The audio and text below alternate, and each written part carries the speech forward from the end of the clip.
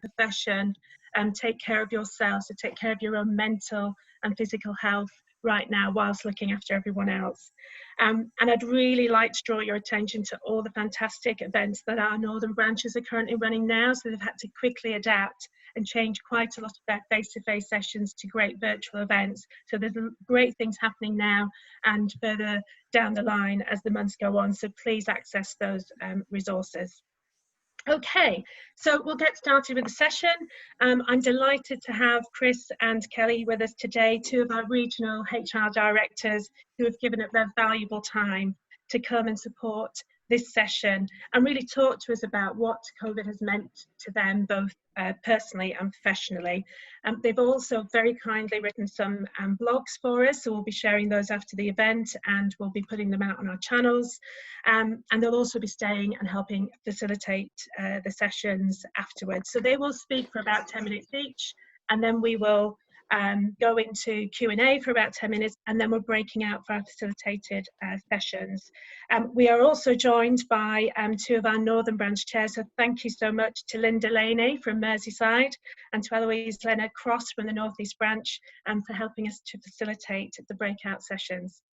So let's get started. Our first speaker is Chris Jones. He's the HR Director, UK and Ireland, and commercial capability for Kellogg's. So over to you, Chris. Thank you. Hey, thanks, Daphne. Good afternoon, everyone. Absolutely delighted to be speaking here. Great to be part of the very first session. I think it's good, and we can all give feedback and take learnings as we go.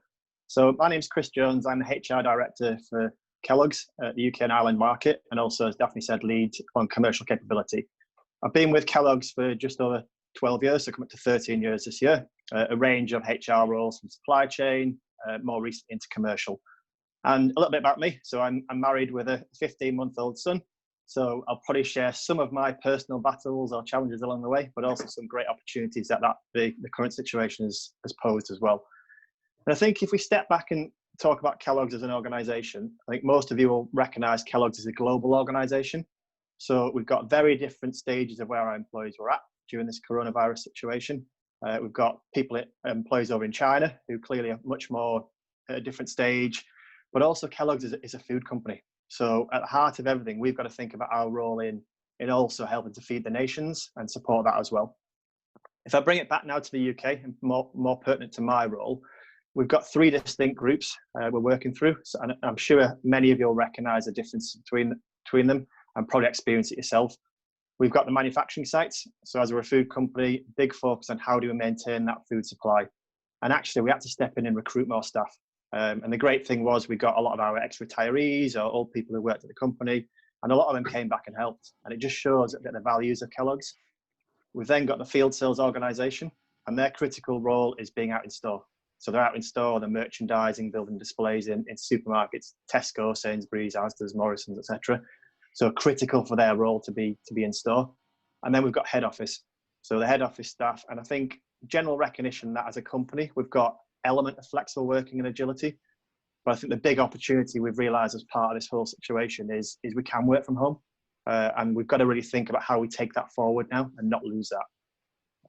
One of the first things we did was thought about how do we meet our people where they are. So we developed a fourfold people focus, which was very much focused on meeting people where they are, which is all about recognising the different anxieties, frustrations, emotions that are playing out, providing reassurance as well. It's much easier for us sat in HR to think about how we will cope with this, but we've got a lot of different diverse backgrounds, diverse people within the organisation, probably thinking different things. So what does it mean for me? What does it mean for my role? What does it mean for my family? So really providing that reassurance around a number of elements. Offering support. Daphne, great, you've referenced around well-being and the likes, such a big focus area for us as a company. So how do we offer that support, make sure we're stepping into that proactively? And also build a community and recognising that we're all in it together and it's okay not to be okay. So real big focus on how do you make sure that we're not letting people think they're in this on their own. We're going through it as a community together. And one of the things I'm most proud of is how we've galvanised our HR team. And not only to focus on some great initiatives and activities, which I'm sure many of you are doing, but it's also provided some fantastic development opportunities for the team, really kind of getting them involved in things that they wouldn't normally be involved in. And seeing that team grow and develop has been phenomenal. Really proud to see how some of the individuals in the team, be it new to the organisation or a bit longer standing, have really stepped in and learned and developed and grown as well. And some of the great things we've stepped into, which again, I'm sure many of you have done these, is we provided some reassurance around pay. We provided some reassurance around acknowledging the flexibility around working from home, the challenges that poses from carers, from parenting, etc. And also some recognition around how we support from a sickness absence. So again, people were thinking, what does it mean if I'm having to shield or having to kind of self-isolate due to that and I can't go to work? Again, providing that reassurance has really helped our organisation. And other thing we want to really focus on is how do we understand truly what's on our people's minds. So we've surveyed our organisation once already, and we're going out next week with another survey. And we've used that survey to really glean some insights around what the activities we can focus on. So we've developed our own internal people portal, which similar to CIPD is a bit of a one-stop shop on all things coronavirus. And we've got policies on there, procedures, external references, LinkedIn learning. We're leveraging LinkedIn, very much an external focus as well as how we can do that. One of the other things we've found really useful is dialing up recognition. So recognizing that people are struggling to stay connected. Great that we've got comms engagement going on, but how do we recognize people and recognize their contributions really just to help people keep engaged? Really helps people feel valued as part of the organization as well. So we've had a real big focus on dialing up our recognition, and that has gone down really well received. Other kind of activities we're stepping into is how do we change our virtual learning opportunities? So typically we tend to be a company which focus primarily on face-to-face learning. How have we now flipped into virtual learning? And again, an opportunity with that is it means it's accessible, much more accessible to our field sales teams who are based out in different locations and right across the European organisation as well. And then we're right in the thick of, as no doubt many of you are, around returning to workplace. And I have a real big focus on calling it return to workplace and not return to work. And the reason for that is I do not want to be giving an indication that we do not think people are working at home, because people are working tirelessly and doing a great job in stepping into that as well. So a big focus on how do we engage that return to workplace. Our manufacturing sites were already still in plant. Our field sales teams came out, but they're going back in next week. And our head office teams, we're asking ourselves a question of why. Why do we need to rush this? Why do we need to focus on moving it forward so quickly? Might be getting feedback from some employees around, I can't wait to get back to the office, can't wait to socialise with my teams. But the reality is it's going to be very, very different. So we've got to help people on that change curve to recognise that the office that was before will be very different to the office that we return to. Socially distancing, meeting rooms probably closed down for a period of time. And again, all them things, how do we help our individuals on that change curve? And I link to probably a couple of the key challenges we're faced. One, particularly around well-being, and how do we really kind of think about the workload of individuals? We've got some individuals that are living alone, and they probably see work as the biggest distraction because it helps them get that release. They're asking to not take holidays as much, but we're trying to encourage people to take time out, recognizing the importance of that. But also, we talk a lot at Kellogg's about work-life integration. And I think this is a great opportunity now for people to work out how they better integrate the two together.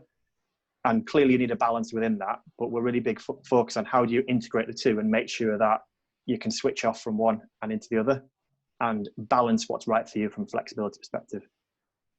The other thing I'm really, really proud of is what we've done with our field sales teams.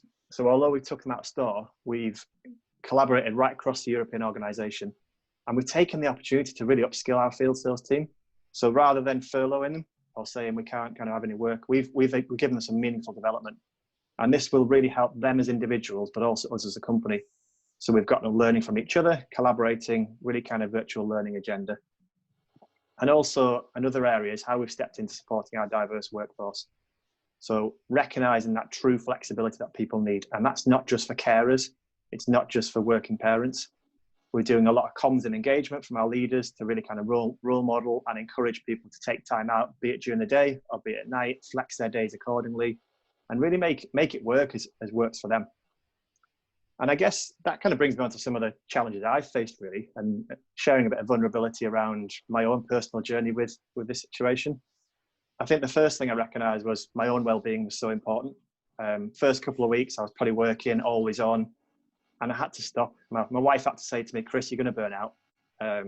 So got back to my exercise, looked after myself, really big focus on how do I look after my own well-being. A bit around personal vulnerability as well. I think as HR practitioners or HR professionals, we like to know the answers when leaders come to us. We like to know kind of how we can steward them and guide them in the right direction. The fact is, I've not been able to do that, and probably a lot of us haven't, because it's an unknown for us all, how we're dealing with it, how we work through it, and that's fine. That vulnerability is fine. And I think the other thing I've recognized is there's no such thing as perfection. So we can spend all the hours of all the days trying to polish things and perfect it, but actually, again, an 80-20 rule on things are right. Let's kind of focus on moving things at pace. The world around us is changing so fast. So how do we react to that and respond to it as quickly as we can? And I guess in terms of thinking as we move forward, we're all going to be faced with numerous challenges, both personally and professionally. I think for me, there's three big asks, or three big kind of top tips I would give is, one is, how do we lead by example? So as HR practitioners, HR within the HR profession, how do we make sure we're looking after ourselves, looking after each other, taking time out, not sending emails at 9, 10, 11, 12 o'clock at night, because that sends a bad perception to other people. Let's think about the role model that we can play. And ultimately, how do we challenge our leaders as well? Let's challenge our leaders to do the same, because people do follow leaders. People follow and think it's a shadow of a leader. We've got to be intentional with our actions and not have any kind of unintended consequences by us always being on or always flexing our days too much. The other one is, I'd say, is if I think back to 2-3 months ago, I would never have thought that Kellogg's head office could have worked from home effectively. I wouldn't have thought it. I would have thought some areas could, some teams could, some teams couldn't. We've seen it can. So let's be open to possibilities. Let's think about what else we can do. What else can we use from this opportunity to really leverage, to drive within our practitioner? And then the third one I would say is, let's be bold. Let's think about the role that we've all got to play. When this new normal returns, let's make sure that we don't allow our leaders to go back to the old ways. Let's make sure we really drive that diverse workforce. Let's push forward on flexibility. Think about remote working. We've seen it can work. Let's make sure we put the right policies in place to drive it forward. And diversity and inclusion. How do we make sure that as a profession and as practitioners, we're taking this opportunity to really leverage and expedite diversity and inclusion, supporting for working parents, much more flexibility within the workplace. Please, and this is a big ask I'm asking of our leaders, but please to everyone, let's make sure we pull together and take the challenges, flip them into opportunities, and take the areas which we're also passionate about, remote working, diversity, inclusion, engagement, and see the opportunities we can take from this. And that's something I'm personally really pushing our organisation on, is let's make sure we don't just revert back to the old ways. Let's take the challenge and opportunities and create new ways. So that's me, I think, Daphne, in 10 minutes or so.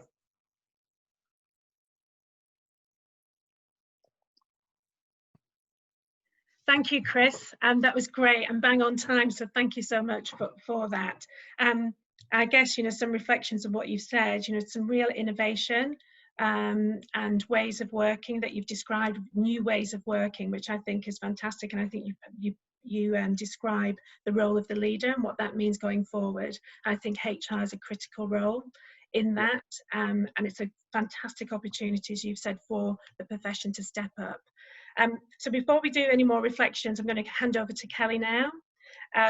So Kelly Angus is the Executive Director of HR and OD and Deputy Chief Executive for Northumberland County Council, and also CIPD Northeast Inspirational Practitioner 2019. So that's a very, very long intro and title, but we felt it was necessary to share that. So over to you, Kelly.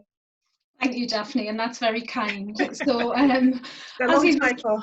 Yeah, it is, isn't it? So, as you've said, I'm Executive Director for HR and OD and Deputy Chief Executive at Northumberland County Council. I'm a HR and OD professional by background, and I've predominantly worked in the NHS before coming into local government around 4 years ago. My responsibilities aren't just the traditional HR and OD portfolio. I also look after a wide range of different services, and some of that can be a help and some can be a hindrance.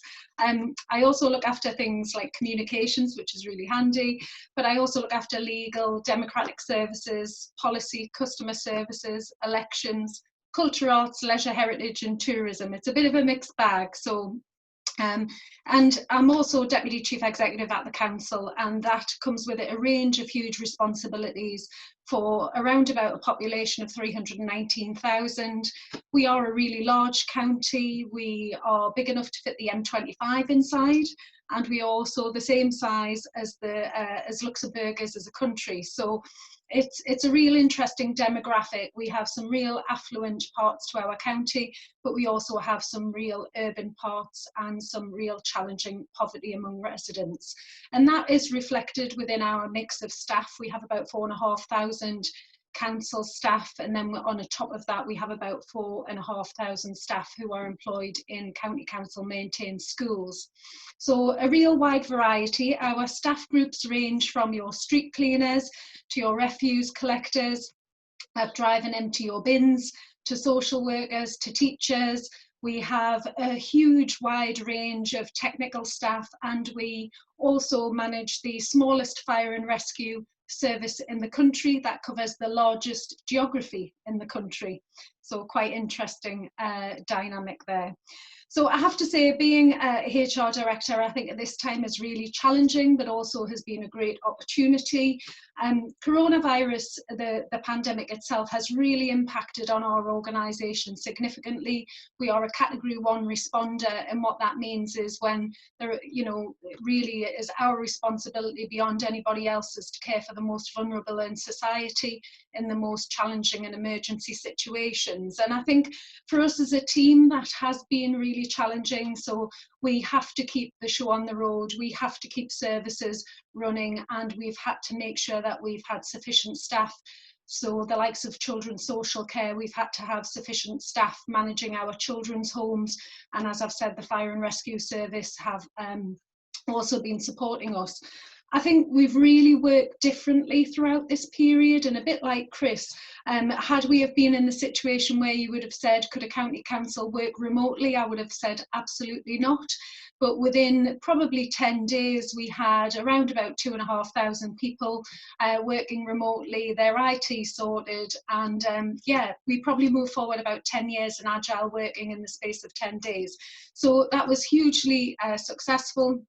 But also I think our insight as a HR and OD team was very much about making that happen and making sure that we had the right practices in place. We very quickly drew up some guidance for managers, and I think the team have adapted really quickly to make sure their support structures and their approaches to how they work hand in hand with managers as a true business partner was focusing on making sure that those services could be delivered and that staff were supported. First and foremost, the well-being of our employees has had to come first, but most of our employees are our residents. So one of our key values is about residents first. This wasn't just about supporting our employees, this was making sure that people in our county who could work worked in the best way that suited them. We really needed to challenge our leaders. Many of our leaders, very traditional in terms of used to face-to-face. People working remotely has been really difficult for people to manage. It's been very challenging in terms of suggesting policy adherence, changing policies, interpretation. But I have to say the HR team have been phenomenal, and we've really made it happen, and I'm really proud of them. I think one of the things I've been really insightful about has been how our teams support mental health, but not only in the workplace, because we still have people who have to come to work and they have to care for the most vulnerable in society. And that's been a big challenge. People have been worried, they've been concerned. We've had to make sure that our staff have had appropriate personal protective equipment. Some of our staff deliver some quite close care to older people, and that has been a real worry for them. We've had to provide a lot of reassurance, and we've also had to make sure our communication's been really strong at that time. I think what's been really important from my point of view is seeing the team really just work remotely, adapt, be flexible, and they've really understood the needs of staff and reassured people. Our guidance and communication was really excellent, and it was repeated day in, day out. And that, for me, that sense of reinforcement to staff was really important. Our leaders felt assured, they knew what they were communicating to their staff. And I think certainly right from the outset, communication has been one of the key things that has driven us forward. I think engaging with our staff in non-traditional means, virtual forums, you know, we use a lot of Google Meet and a lot of Teams. We've got even our staff networks have met virtually, and that's been a really positive experience. And that's certainly one of the things I think we can't go back. We really have to embrace these changes to technology in terms of how we manage people. I think certainly the agile model is an interesting concept. We have people who are part agile, part in work, fully in work, entirely remote. We've got some people who have found just actually working at home, as Chris has said, quite isolating. They live on their own in a real rural area. And there is that concept of loneliness amongst our workforce and also our residents about how we embrace that for the future. If we use virtual technologies in terms of how we deliver the work that we do, that could be absolutely fine Monday to Friday 9 till 5, but actually we provide a 24/7 service, so some of our challenges are quite different. I think for me there's certainly been a number of opportunities which have arisen during this time. I think the focus on well-being and good hand hygiene, we've been trying to practice good hand hygiene for a long time, but actually this is really reinforced and will have a knock-on effect from a public health point of view as and when we move forward. Our staff engagement has been very different, but also has had an element of fun. We've had to try harder at it, and we've had to try and do it differently, because actually when people are working remotely, they need different methods and different engagement, I suppose, opportunities in terms of what works for them, and that includes flexibility as well. Some of the things I've enjoyed is doing a bit of talent spotting. I think we've certainly seen some people who've risen to the fore and shown themselves to have great leadership capability and skill as part of an emergency response, which we wouldn't have seen in a traditional setting. So I think that's made me question our talent management processes, how we appraise people, how we engage with people, and how we get the best out of people, really. But some of the things I'm most proud of, I think as an HR and OD team, I've seen some real lovely, compassionate and inclusive practice. We've actually been very supportive of individuals. We've really thought about them and what goes on for them inside and outside of work. I think in terms of being inclusive, we've thought of everyone. There hasn't been anything that we have done by sector. It's been very embracing, and that's been really positive. I think the pace and scale that the team have managed to work at has been phenomenal. And I think enthusiasm and engagement, I really can't thank people enough, because I think some of the work that they've done, some of them have been shielding, they've been clinically vulnerable, but they still want to give it their all as part of a COVID emergency response. And I think the innovation, it's amazing what people can work with. And I think the HR and OD team have really gone with a just work with what you have approach. And it's amazing what people can do when they just kind of go for it. And as I often say, seek forgiveness later. And some of the things I think I would do differently, or what I've learned, is I've learned that HR and OD practitioners, and I think I've always thought this, but they're really adaptable and can do. And often, you know, the just finding positivity in a crisis has been really, really supportive for me as a leader. I think the workforce and leadership development has just continued. It's just continued afterwards.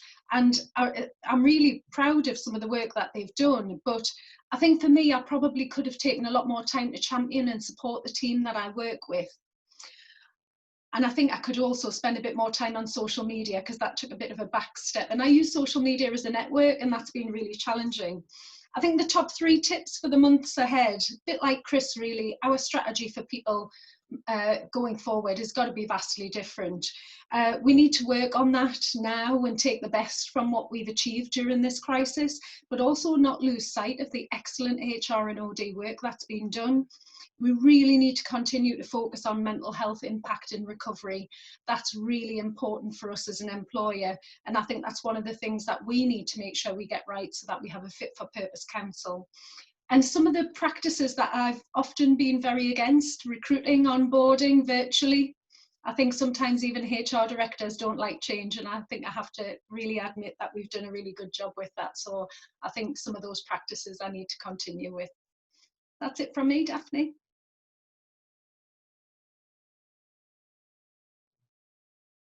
Thank you, Kelly. That was fantastic. Another great story from you. And I'd personally like to thank you and Chris for being so open in sharing what it's meant for you personally, but some of the great innovation that you have been working with your teams.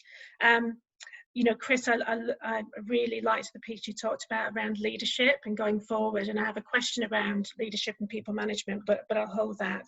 And equally, Kelly, your talent spotting and the opportunity to see different skills and capabilities in people, certainly that's what we're hearing more broadly as well. So there are some questions coming through, and if I can encourage the group or online, if you can send your questions through. But on the topic of leadership and people management, going forward, what do you see the role of people managers being as you go through this crisis, and how are you supporting people managers in your organisations? And that can be to either or. Kelly, I don't know whether you take that first. Yeah, I'm happy to. Could you just repeat the question, Daphne? Sorry. Yeah, so it was about the role of leaders. Of course, HR creating that environment for people managers. And I think as we go forward and we think about the virtual environments that we're all in, what's critical about the role of the people manager, and how are you supporting your people managers? So I think the people manager role is always going to be critical as long as you are engaging with people. I think the bit that we have been trying to focus on is very much about trying to engage with them as positively as we can. And actually some of the work that they are doing hasn't changed. They're just doing it in a different way. So it's kind of accepting a bit like what Chris was talking about, people working remotely and working from home. It's that element of trust and that element of engagement, which I think is really important. But also what we are trying to do is ascertain from them is what they need from us. So some of the questions, you know, sometimes it's just touching base and just allowing people that ability to kind of just ask you a quick question, just get a bit of guidance, but also not to forget their professional development as well. We could quite easily lose that within this, but communication and engagement and kind of reflecting on where you've been and what you've done, and you won't always get it right. And a degree of honesty and vulnerability sometimes, you know, if you haven't got it right, it's just best to share that with your people managers. Or if you've guided them the wrong way, you just have to be honest and say, you know, that hasn't worked. This is why I think we just need to reset. Yeah, thank you, Kelly. And Chris, any reflections on the role of people managers as you go forward? Yeah, I think I touched on it a little bit, but I think the leaders or people managers of the organisation have got a key role to play in truly supporting our workforce, making sure they've got clarity around expectations. We're clearly going to have to reprioritise strategy and initiatives. So how do we make sure that's feeding through the right channels? Because otherwise they'll still have a number of individuals within teams working on activities or initiatives that might well have been a priority 3 months ago that maybe are no longer now. So a big piece around clarity and connection, I would say. And also, I touched on myself, but that role modelling, and Kelly, you talked about that flexibility, that trust is fundamental. And one thing we're doing as well is as well as surveying, getting insights and anecdotal feedback around the broader organisation, we're also deep diving into our people managers and saying what do they need at this point? What do they need in their toolkit, their armoury to really help them? And as part of our people portal, we've got a section on there around people managers leading teams, leading virtual teams. We're stepping into some virtual upskilling around how you kind of lead virtual teams as well. So again, that will be something that we probably have put on the back burner and might have been a 2021 priority. It's clearly now expedited in priorities, and also building leaders' resilience.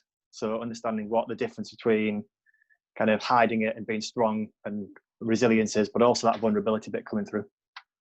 Thanks, Chris. So we've got some questions coming through from some people, so bear with me because they're coming through thick and fast. So somebody's asked a question around, I think, Kelly, you mentioned loneliness and they're asking about whether the wellbeing model is now changed to help people outside of those kind of traditional working hours, and if so, how. So I guess they're asking about what does your internal wellbeing model look like, and how's it been adapted to support people who may be lonely and isolated at these times. Kelly, I don't know whether you want to take that first because you touched on it in your... Yeah, loneliness is a really interesting subject in its entirety, and I think people assume loneliness is perhaps with older people, and there's a lot of research to show that loneliness, there's a lot of working age people who are lonely, who live alone. I think from us, our internal well-being model has probably, we've already done a bit of this, but this has really amplified it, about really trying to understand how people feel supported at a time of, I suppose, worry, and everybody's circumstances to a degree are affected by this. So it's given us a topic really to open that door, to have a discussion with individuals, to say, what are your circumstances? Are you okay? And actually some of that's about just checking in. Some people need more check-in than others. And actually in terms of support and supervision, that wouldn't be any different in the workplace. But I think we're just more mindful of people's circumstances, and I think loneliness is a really key topical issue. But working virtually, people can feel a degree of detachment, and that could then influence whether or not they perhaps feel lonely. It's a real challenge, but it's certainly particularly important, and it's very well integrated now in our wellbeing model. But it's certainly something I think as a HR and OD function we will see a lot more of in the future. Okay, thank you, Kelly. I'll pose another question if that's okay to you, Chris. Of course, yeah. You give me a moment. So why does it take situations, I guess this is a reflection, why does it take situations like this, the situation that we're in, to consider change and recognise the skills of the team? I guess it's, maybe that's more of an observation than a question. I think it's a great question though, and I think it's how... I think it is. What I wish I knew, because I'd probably be sharing it with you all to kind of, it would be the $1 million question, I guess. But I think the one thing we've got to do is think about how do we take situations like this and then try and use these as reference points or context for when we're trying to change other things. Because I think you said it, Kelly, and I've said it, that if you'd have asked us both 3 months ago, can your whole workforce, or pretty much your whole workforce, work from home effectively, the quick answer would have been no. But I think what we've got to take from this is we've got a reference point of, and let's use kind of history as context, and let's use the past as context. So when we're through all this and we've seen the great initiatives and productivity come out the other end, how do we make sure we don't lose sight of the experience we all gained, the change journey all our leaders went on, and anchor back to it in a positive way? So although it is a shame it does take a situation like this, because I think we'd all love to just have every single organisation and every single leader buying into talent, OD, HR strategies that we all know are important. But yeah, I think it's how do we take the good from this situation and reference it to enable more expedited change moving forward, I would say. Thank you, Chris. I'm looking at the questions. There's many that are around wellbeing, and some around kind of effective communication and inclusion. So I guess we can finish off on those before we go into the breakouts, because I'm conscious that we're running. But there is one question around any tips on sharing effective communication, which includes all employees. So I suppose, have you been doing anything within your organisations that has, rather than kind of people management engagement, what else have you been doing across your businesses? Do you want me to take that? Chris or Kelly? Sorry, you're right in front of me, Chris, so on my screen. So yes, please. Yeah, I mean, I'll just share some of the things we've done, which I guess typically organisations will do around communication, but we're making sure we're balancing both communication around the current situation, but also business communication, because it's so important to remember that for Kellogg's in particular, we're still running a business, we're still very productive. So it's balancing the amount of communication you get around the coronavirus pandemic and how we're dealing with that versus also business. So I think that's the first point, we're making sure we get a good balance. We're using as much technology and as much virtual as we can. So we're doing informal huddles, we're doing kind of virtual breakfast chats with our leaders. We've also held a total health week about 2 weeks ago, and we got a panel we got 4 people as part of that panel, and we made sure we didn't pick leaders. We picked some people that were maybe a field sales rep, some manufacturing as well, so that people are hearing different voices. And we're pushing out the normal routes around we've got a social media platform called Yammer, which we use. So pushing a lot out around that, a lot on email. And I think the thing I'd say in this is you can never over communicate in a situation like this. Even if you don't know as much, or you can't give too much new news. I think you said it, Kelly, that constant reaffirmation and recommunication, reassurance is what's needed. Okay, thank you, Chris. That's great. Kelly, did you want to add anything before we break into our smaller groups? Yeah, most definitely. We've got 2 different roles as an organisation, because ultimately we have the public health role, so we have to advise the public. So what we've tried to do is make sure that our staff receive quite detailed information about coronavirus, etc. And I think one of the challenges is a lot of our staff don't have access to email, or they do, but in the course of their work they don't access it. So we've had to use lots of different channels. We've got a closed staff Facebook page which has worked fantastically well. We've done some fundraising. We've also got a dance video going on. We've got a big virtual sing for wellbeing, mental health I think it's tomorrow, 12 o'clock. We've just agreed today we're going to do a beat the board quiz, which is a request from the staff. So we're having to think about how people see our leadership team in a different way, but also how we communicate across lots of different strands. But I would agree with exactly what Chris has said. You're not going to get criticised for over communicating, and I think particularly in times like this, you need to communicate as much as you possibly can.